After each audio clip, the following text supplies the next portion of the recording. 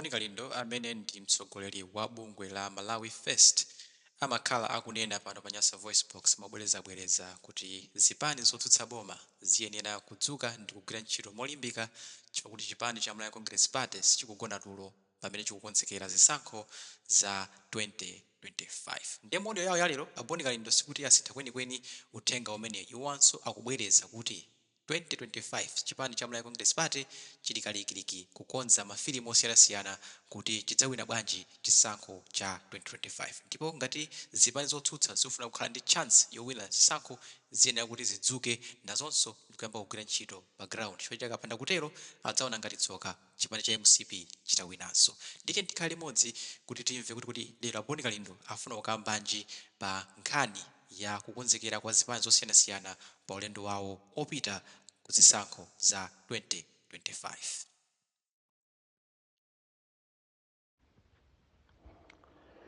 Pa ulendo ofukula zinsinsi za boma komanso kuima pa chilungamo kuwauza Malawi nkhani zimene akuyenera kuti aziziwe mu dziko la democracy mopanda mantha, ndabweranso ine lero Kalindo the DC. Patapita masiku angapo chifukwa cha mavuto ena kulephera kulankhulana nanu wa Malawi, komabe osadera nkhawa ambiri munayamba kuimba mafoni kutumiza mameseji, komabe musadandaule chifukwa ine ndilipo.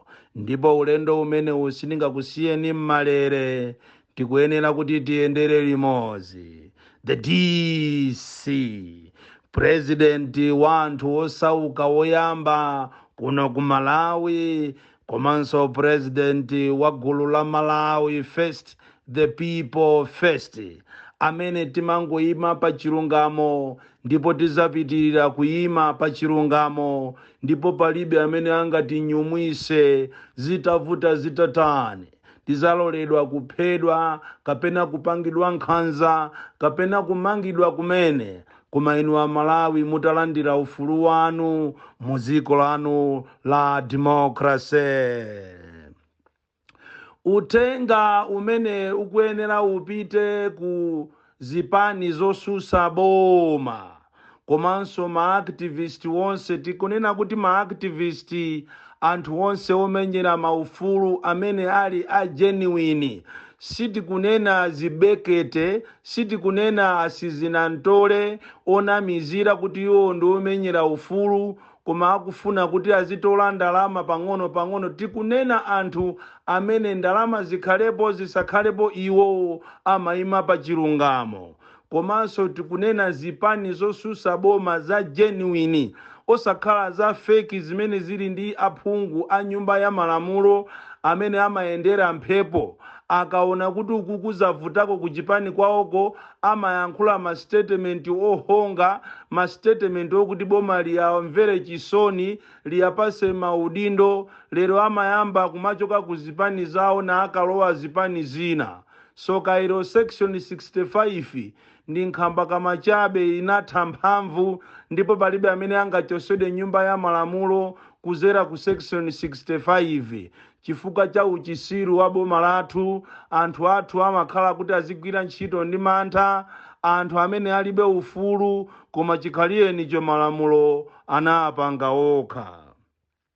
Uthenga wanga kapena chenjezo langa ndi ili: anthu ena otikonda ochokera ku State House Kongo atiuza kunena kuti kunali mkumano masiku apita mbuyomu umene onse amene ali ma DC anayitanidwa ku State House ndi akulu a chipani cha MCP.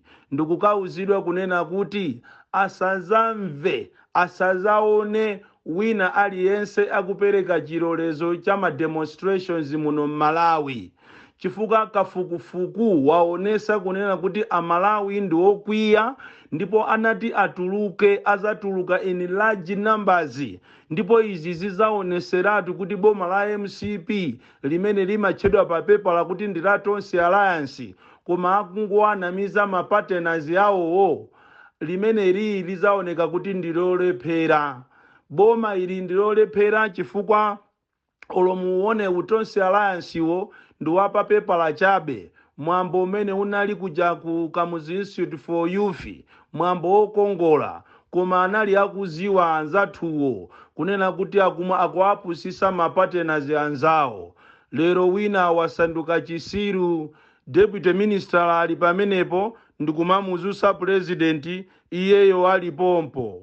Malo monena kuti mwina vice president azimuzusa ndithu president, koma lero ndithu vice president uja amene ankanenedwa nthawi ya kampeni kuti sazalola kuti vice president azazunzike,